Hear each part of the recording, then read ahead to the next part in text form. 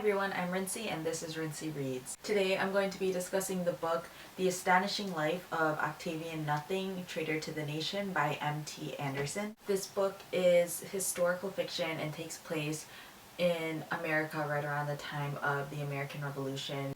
It follows the story of this young boy named Octavian. He is growing up in this group of philosophers slash scientists who basically watch him and his mother. Him and his mother are basically treated like royalty. They're given, the finest clothing, the best education, they're taught how to play instruments, and it basically just follows Octavian and his life in this world. And then what happens is eventually, as time goes on, he comes to find out about something in this group, and it kind of changes the way he looks at things and the way his life is going. I feel like every description I try to give of this book is really vague and weird because I don't know how to talk about this book without spoiling it, but I definitely will try my best. When I first started reading this book, I wasn't really sure what to expect because, again, all of the descriptions out there seem kind of vague and weird, and I kind of had an idea of what this book was going to be going into it, but it definitely wasn't that. The first 50 to 100 pages were a bit rough for me to get into because the writing style is really different than most things that I've read. It's written in a way so it sounds like you actually are reading the journals of Octavian, so it uses a different type of English, or like it uses a stronger vocabulary or a different vocabulary. So it definitely is one of those books that you have to get used to how it's written in order for you to get into the story, or at least that's how it was for me. So if you're someone who gets put off by that, if things like Huck Finn or Shakespeare are really hard for you to read because the writing style is so different, then this probably will be a difficult book for you to read as well. And again, this is historical fiction, but the author says that all of the basic ideas and information within the book are based on true stories and based on facts. So while Octavian Nothing may not have existed, his experiences were experiences that African Americans dealt with in that time period. Like I said, the writing style is a bit different and difficult to get into, but the story in itself is really, really good.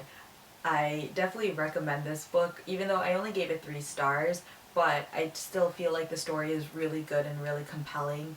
It's kind of, again, astonishing to take the word from the title of this book, the things that you read about in here. It definitely makes you question a lot, and especially, questioning things about like science and experiments and dealing with people and what rights they have.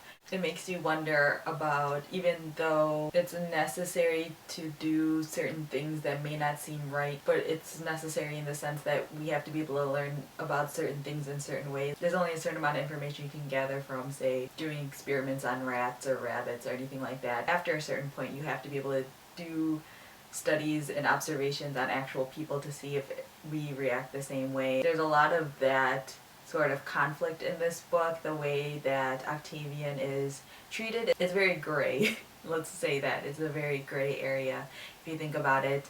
And then as the story progresses, it only gets worse.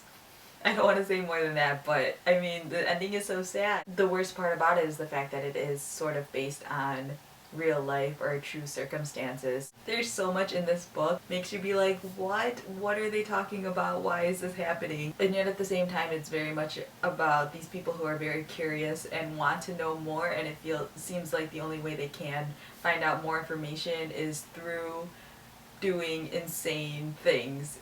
I don't even know if that makes sense. This book is broken up into 3 parts, and I feel like the end of part 1 and part 2 were kind of like my favorite parts, or at least the parts I really got into. Part 3, the writing style changes. I won't say too much because I don't want to give away anything about that happens in this book, because part 3 is like a major shift. But basically part 3 is written in letters, and that took me a little bit to get used to again because I felt like I had just gotten used to the writing style of this book, and then it switched following the letters. I wasn't always completely clear about what was going on, and I kind of had to reread parts a lot in order to completely understand what had just happened or what people were talking about. Again, if something like writing style really throws you off, then this might not necessarily be the book for you. But I feel like this book really should be read by a lot more people and it should be getting more attention, and I feel like it's a good book for school and discussion, so maybe if you're a teacher, consider reading this book, because I think there are a lot of really good complex gray area type ideas that really get people thinking in a different way. That's my review of this book. I know it was really all over the place, it's scatterbrained, but I feel like that's just how I feel about this book. It was really good. Again, I can't emphasize this enough. Try to go read it. It might be difficult to read, but I definitely recommend reading this. You kind of have to rake your way through all of the complex words in order to get the plot out or pull the plot out, but once you get a hold of that plot, you're just crazy. Just as a reminder, in my previous video I talked about how I had reached 500 subscribers and I'm doing a fundraiser slash giveaway. Please be sure to check out that video if you haven't already and try to enter slash donate. I would love to have as much support as possible as I can from you guys. One thing that I forgot to talk about that I will mention right now is my viewer's choice. I forgot to mention that the book that was picked for this month is Ready Player One by Ernest Cline, and I'm so excited, and I already started reading it. I'm only like 30 pages in, but I love it already. Expect a review for that most likely next week. And thanks so much for everyone who voted in that. It was actually kind of fun doing that. I might do it again. So yeah, that's all I have for now, and thanks for watching.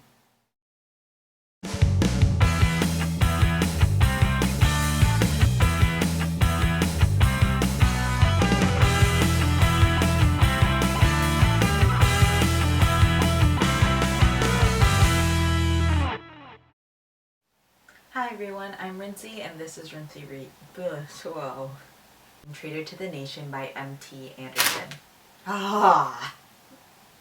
I forgot to say what the book that was picked. That doesn't make any sense. So yeah, that's all I have for now, and thanks for watching. Oh, my arms are weird.